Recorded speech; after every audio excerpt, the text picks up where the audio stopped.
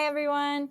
So I wanted to make a video to share with you a few things that I found out about color blindness and just make a video to make it a little bit more real for us because I think we do not actually talk about it enough. There's not very much awareness about it. I think we obviously are aware, but I know as far as being an educator, I don't even think I've heard it mentioned in a professional development. Yet 10% of our population is actually colorblind.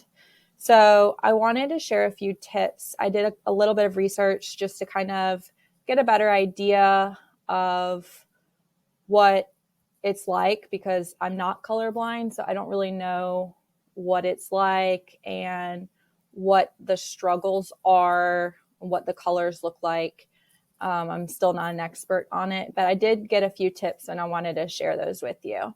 So I did want to share that the two biggest colors that I guess that create the most confusion are red and green. So they are telling us that when we create material, try to avoid the colors red and green.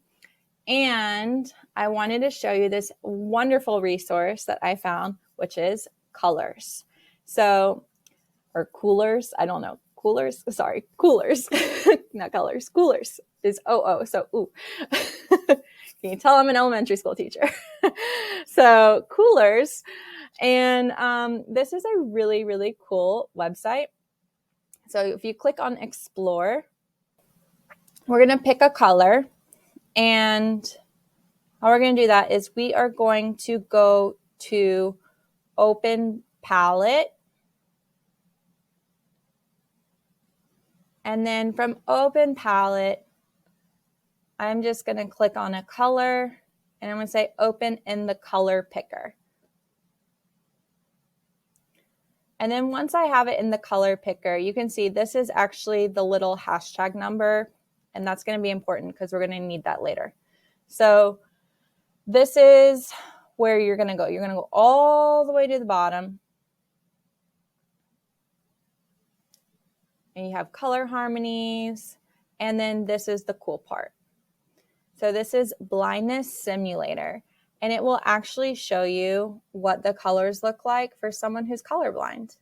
So this one doesn't give you a really good contrast. So I'm actually going to show you another color, and I'm going to choose like a red because I think that one will be a little bit more interesting. So I'm going to go back to Explore Palettes, and let's choose this red here. So I'm going to go Open Palette, and it opens like 15 million tabs. It's the only thing I'm not a fan of. Open in the color picker.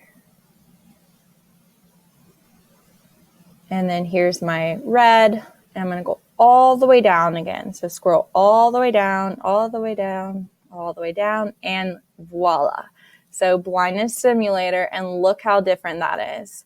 I've got my red and then now this green color. So this is actually the color that someone who's colorblind is, that's what they're saying, not this. Now these are the different types of color blindness.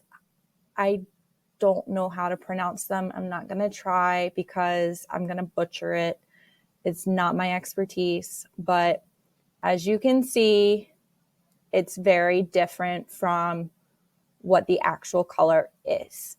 So this will kind of help you understand what they're seeing. And I wanted to show you something that's really cool because if you go to Canvas, okay, so let's say I have my word and I want this in red, okay? Well, maybe I want it in green or whatever other color. So I'm going to choose this green. That's the color I want. So I'm going to take my hashtag. I'm going to copy it. Okay, so there's my green. I'm going to copy that color, that hashtag. I'm going to go back to this Coolers website. Tabs. Okay, I'm going to take that hashtag, and then I'm going to plug that in here, and I'm going to hit enter. And then this is going to be the color that I chose in Canvas. So that's the same color that I had here. And then if you scroll down, you will actually see the Blindness Simulator again. And then you'll see all the different colors for what they are seeing again, depending on which type they have or what it is they actually have. So that is really cool to me, that you can actually see what they are seeing. So you know what your color is going to look like.